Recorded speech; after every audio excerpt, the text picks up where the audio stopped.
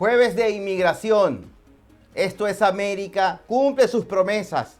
Nuestro programa, puesto que le hemos dicho a todos ustedes que a lo largo de la semana envíennos sus inquietudes en materia de inmigración estadounidense, porque tenemos a un experto, alguien que conoce de manera muy profesional lo que es el litigio migratorio estadounidense. Se conecta con nosotros por la vía digital John de la Vega, abogado experto en inmigración, con temas que están en estos momentos en el tapete, que generan inquietud dentro de la población inmigrante, dentro incluso de quienes contamos con estatus, porque no sabemos lo que pueda suceder. Hay decisiones que nos sorprenden, incluso en la noche, algún tuit, algo, un comentario, Departamento de Seguridad Nacional, Departamento de Policía Local, el Departamento de Policía del Estado de Florida, el gobernador, Dios mío, son muchas interrogantes y tenemos a John de la Vega en el día de hoy. Bienvenido, abogado. Muchas gracias por la invitación el día de hoy.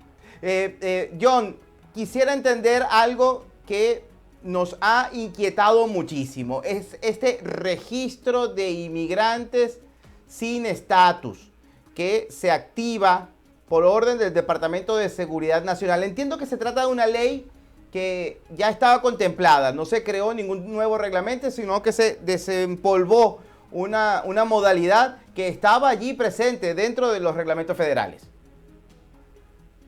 Esta administración ha estado buscando todas las alternativas para poder ejecutar las leyes migratorias de la manera más rigurosa, y en esta oportunidad tenemos este registro de extranjero en la cual le requiere a la mayoría de inmigrantes en los Estados Unidos que lleven más de 30 días en el país que tengan que inscribirse para que el gobierno tenga esa base de datos y poder identificar claramente cuáles son los inmigrantes que se encuentran dentro de los Estados Unidos.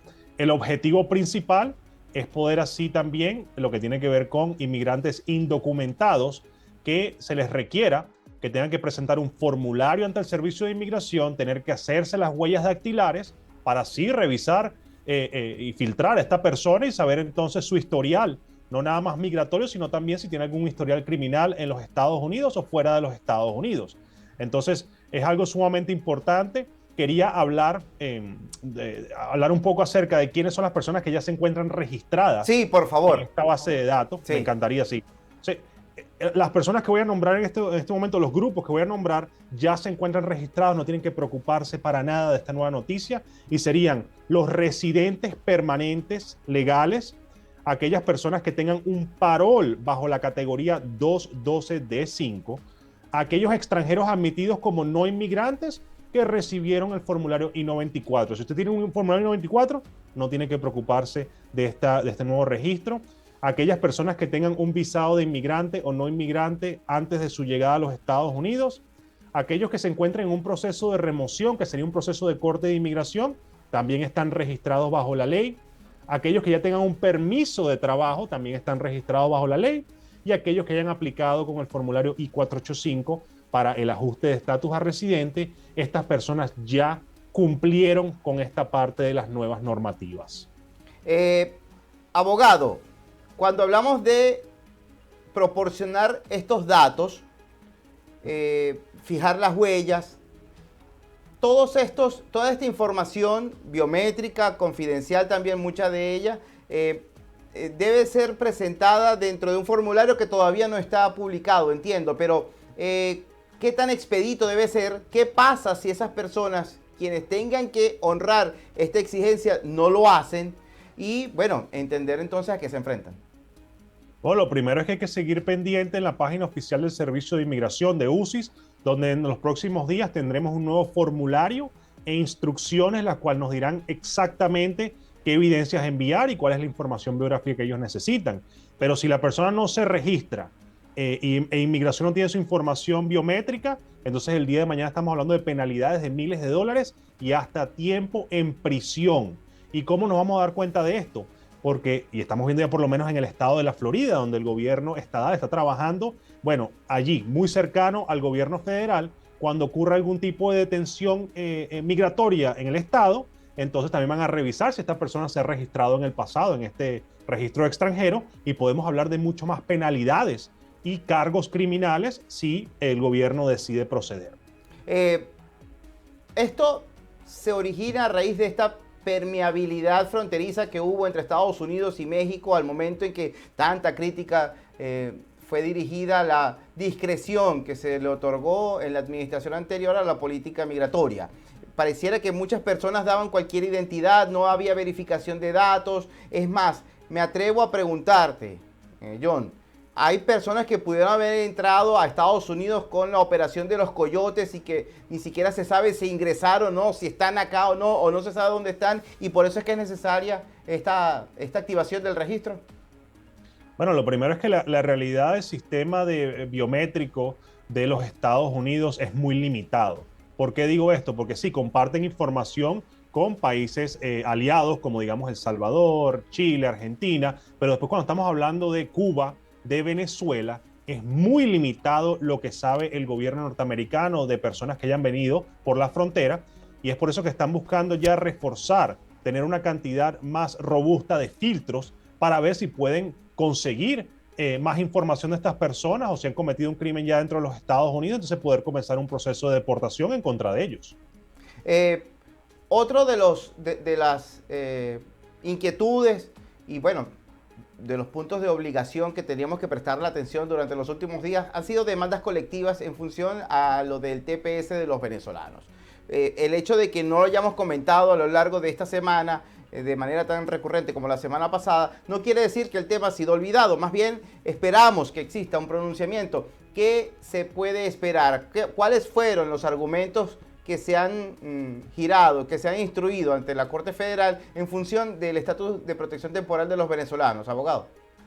Bueno, lo primero, el argumento principal de la demanda que se ha presentado en el estado de California, que digamos que es la demanda, no quiero llamarla principal, pero es la que estamos viendo cómo se va desarrollando de manera expedita, digamos, es aquella que los protocolos que utilizó la administración del presidente Donald Trump para cancelar esa primera extensión que había aprobado el presidente Joe Biden en sus últimos días de mandato fue ilegal, no se utilizaron los protocolos correctos ni los mecanismos, y también estaría motivado, según los demandantes, en acciones de discriminación en contra de los venezolanos. Esos son los argumentos principales en estos momentos, y le invito a toda nuestra comunidad venezolana fuera y dentro de los Estados Unidos que esté muy pendiente de esta fecha, 24 de marzo del 2025 a las 9 de la mañana, porque en la Corte Federal en la ciudad de San Francisco se va a decidir si el juez federal aprueba o no una medida cautelar, un injunction,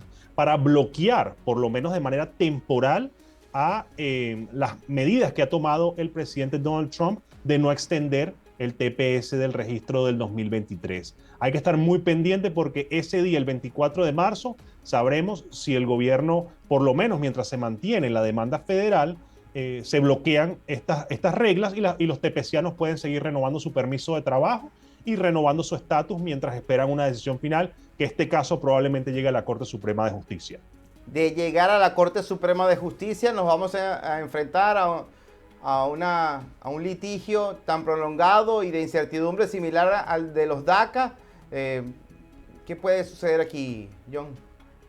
Bueno, yo creo que la estrategia principal de la administración del presidente Donald Trump sería de manera expedita intentar que este caso ya pase por apelaciones y que pase por todos los procesos judiciales hasta llegar a la Corte Suprema para ver si pueden ganar en ese momento y crear ese precedente legal tan fuerte.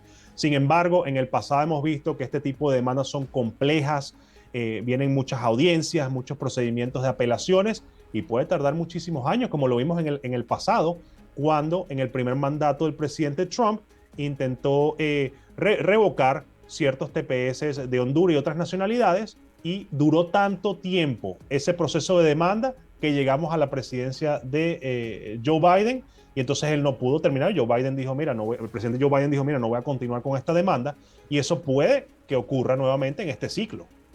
Y en la Corte Suprema también hay condiciones que pueden poner en peligro al TPS, tomando en cuenta el balance de conservadores allí, a pesar de que van hacia el centro en algunas de las decisiones, o corrígeme. Sí, ciertamente. O sea, al final del día hay que confiar en el sistema judicial de los Estados Unidos, pero al mismo tiempo hay que recordar que la secretaria del Departamento de Seguridad Nacional y el presidente de los Estados Unidos tienen un nivel de discrecionalidad bastante alto al momento de revocar o cancelar programas de TPS. Es por eso que es muy interesante cómo se va a desarrollar esta demanda y estoy a la espera ahorita de lo que vaya a responder el gobierno, que debería ser en las próximas semanas tengamos ya esa respuesta. Otra de las participaciones que hemos visto en tus redes sociales fue bastante elocuente, John, porque es un interrogante y le invito a todos a que sigan las redes sociales de John de la Vega, porque de manera frecuente interactúa con la audiencia. Todas estas inquietudes van a estar también publicadas en nuestras redes sociales, en BPI TV, pero en las cuentas de redes sociales de John de la Vega hay comentarios, pero hay aclaratorias que caen como anillo al dedo. Y hay una que particularmente me respondió muchas inquietudes y quiero compartir contigo la respuesta. Y es sobre los vuelos de inmigrantes dentro de Estados Unidos. Porque hay quienes no tienen ningún tipo de estatus, hay quienes cuentan con algún tipo de identificación, pero hay decisiones federales, sobre todo en la entidad federal que rige la seguridad del transporte, que está cambiando un poco los parámetros en torno a los documentos exigidos para autorizar el viaje. ¿De qué se trata esto, John? Bueno, sí, nos enteramos que el Departamento de Seguridad Nacional ya no le permitirá a inmigrantes en los Estados Unidos poder utilizar la aplicación CBP One como método único de identificación para poder abordar un vuelo, un avión. Ya no se va a poder utilizar la aplicación CBP One. Muchos inmigrantes que llegaron por la frontera lo estaban utilizando para poder llegar a sus destinos. Sin embargo, a partir de ahora, el gobierno no lo va a permitir. Entonces, es por esto que les recuerdo que siempre consulten con la aerolínea y también consulten con el gobierno de los Estados Unidos para ver si usted tiene la documentación correcta. Pero en la mayoría de los casos, aquellos aplicantes de asilo que se encuentran en espera de entrevista, aquellos tepecianos que tienen su TPS aprobado, que cuentan con un permiso de trabajo, con un seguro social, con una licencia de conducir, en la mayoría de los casos, no todos, no puedo decir, tiene que ser caso por caso, pero en la mayoría de los casos pueden viajar dentro de los Estados Unidos. Así que esta noticia que hemos visto es específicamente para aquellos inmigrantes que no han sacado permiso de trabajo y que lo único que tienen es su celular, su aplicación donde muestra información biográfica. Eso ya no va a poder ser utilizado como identidad. A lo largo de las últimas horas hemos recogido, John, algunas inquietudes, preguntas que nos han dado a través de las redes sociales, porque ya sabía la gente que, como todos los jueves, estás con nosotros acá y ellos no quieren perder la oportunidad de despejar miedos que hay. Uno de ellos, ¿qué deben hacer las personas dentro del país si necesitan trasladarse de un estado a otro? Puede ser, tengo que viajar a otro estado, pero tengo miedo por la situación migratoria. Corro riesgo de deportación. ¿Qué hacer si requiero trasladarme? Pregunta este usuario. Bueno, lo primero es que no sabemos el estado migratorio actual de la persona que ha enviado la pregunta. Digamos, si es una persona que está indocumentada completamente en los Estados Unidos, por favor, no llegue a un aeropuerto. Tampoco llegue a un Greyhound, que esos autobuses, esas estaciones de autobuses están también siendo revisadas por el Servicio de Inmigración y están deteniendo a inmigrantes allí que se encuentren indocumentados. Para aquellos que nada más tienen la aplicación CBP One, ya saben que no lo pueden utilizar como método de identidad. Y para todos aquellos que están en un trámite pendiente que les permite estar en los Estados Unidos en espera de entrevista o en espera de respuesta por parte del Servicio de Inmigración, tienen su documentación de identidad oficial por parte del estado donde ustedes viven, entonces en la mayoría de los casos no van a tener problema, pero siempre consulte con su abogado de confianza. Otra pregunta, John. En caso de necesitar hacer un vuelo, ¿qué deben llevar las personas como un estatus migratorio a los aeropuertos? Ya lo estás mencionando. Imagino que hay que destacar también la diferencia que hay entre ciertas licencias de conducir. Hay unas que cuentan con una calificación, para aclararles un poco a la audiencia. Sí, bueno, y acuérdate que hay estados que pueden emitir licencias de conducir para personas que se encuentran indocumentadas en los Estados Unidos. Tienen que tener mucho cuidado. Pero aquellos que ya cumplen con todos los requisitos que está pidiendo el gobierno federal para las licencias de conducir estadales, Entonces, tengan toda su documentación, permiso de trabajo, tenga también, si tiene un pasaporte, tenga el pasaporte con usted, tenga también todos los recibos que muestren que está en un trámite pendiente o que tiene un trámite ya aprobado. Tenga toda esa documentación, las fotocopias, por si el día de mañana un oficial de inmigración le hace alguna pregunta acerca de su estatus, por lo menos usted pueda demostrarle y tenga evidencia para poder mostrar esa información. Yo recuerdo, John, administraciones atrás, como un inmigrante, su historia fue muy aleccionadora. Era dos padres que de Nicaragua tuvieron que dejar a sus hijos acá. El último que se marchó fue su papá porque estaba conduciendo sin licencia y no tenía estatus. Es decir, ¿hasta dónde llegó ese caso? Que tuvieron que separarse de sus hijos. Sus hijos no pueden regresar a Nicaragua por la dura situación y todavía existe esta situación de separación familiar.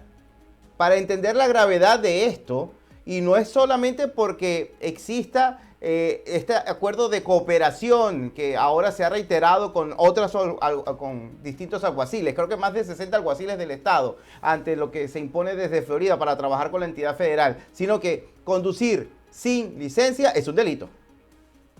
Ciertamente es un delito y mi experiencia como abogado que he representado cientos de clientes en proceso de detención y de deportación, hay tres maneras, las más simples o las más rápidas para poder tener algún tipo de encuentro con el departamento de policía.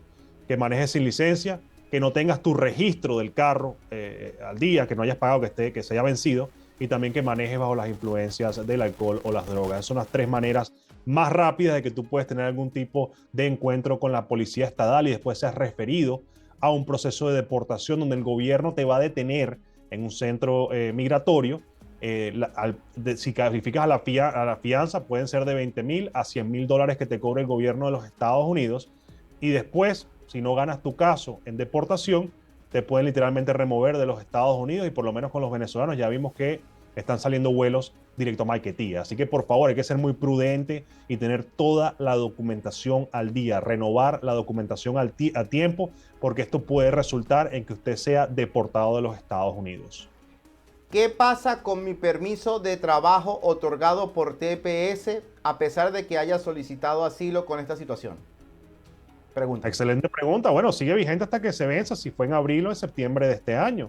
Ahora, la pregunta del $1,000,000 que no sabemos todavía es si el juez va a aprobar esa medida cautelar. Yo estoy esperando que sí, debido a que estamos hablando de más de 300,000 personas que se verían afectadas.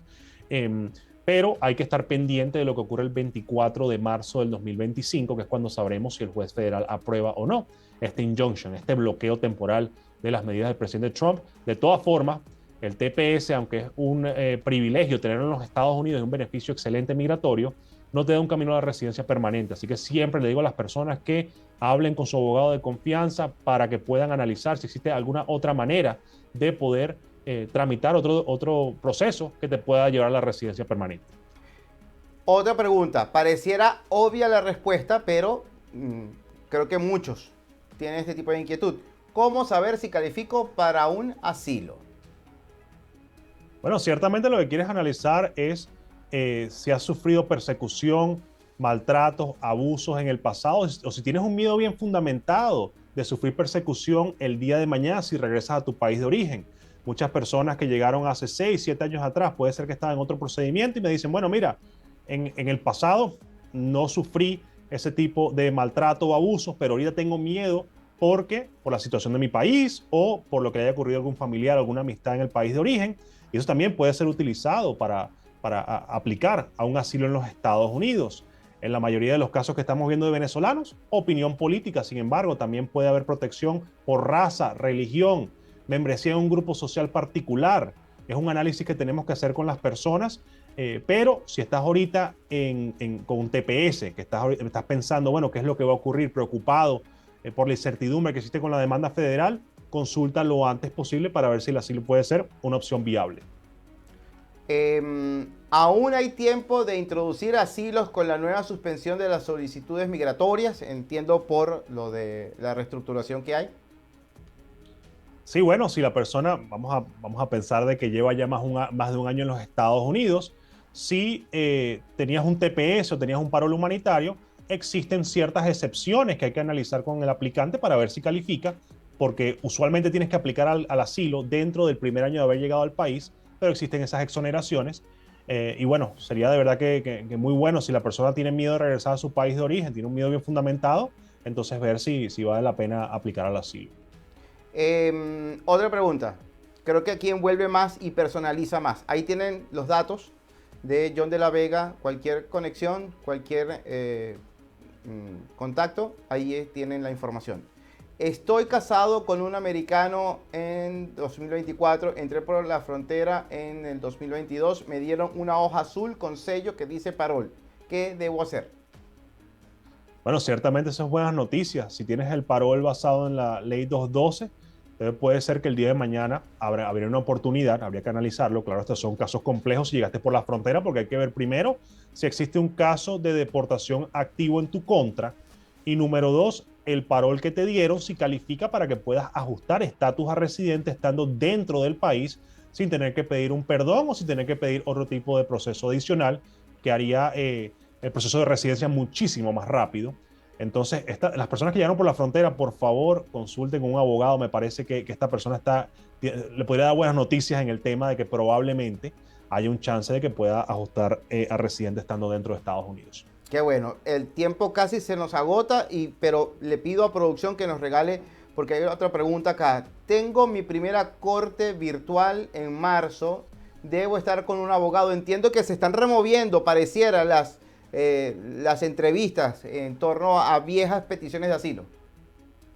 Bueno, si la persona tiene una audiencia, acuérdate que tienes el derecho en procesos de corte o procesos de remoción de poder estar representado por un abogado, ya queda de parte tuya si quieres ejercer tus derechos o no. Y siempre voy a recomendar que vayas con tu abogado de confianza. O sea, al final del día, acuérdate, cuando tú vas a una corte de inmigración, a una audiencia, ahí no están como se escucha algunas veces el mito de que estás allí para que el juez te reconozca y te salude. No, para nada. El juez está allí para ejecutar las leyes migratorias de los Estados Unidos y ver si la persona es deportable o no. Y el fiscal también está allí para hacer ese tipo de trabajo. Es por eso que quieres tener a un profesional, a un abogado con experiencia que sepa exactamente los pasos que tiene que tomar para poder proteger tus derechos. John, muchísimas gracias. Mira, aquí hay mucho contenido.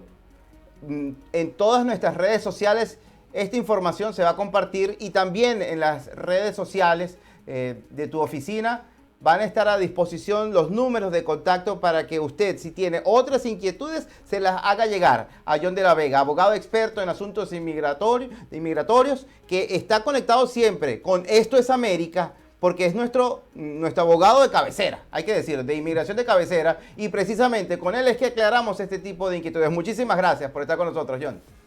Gracias a ti por la invitación el día de hoy. Seguro que sí, hasta la próxima. Era John de la Vega, abogado experto en asuntos de inmigración, conectado con nosotros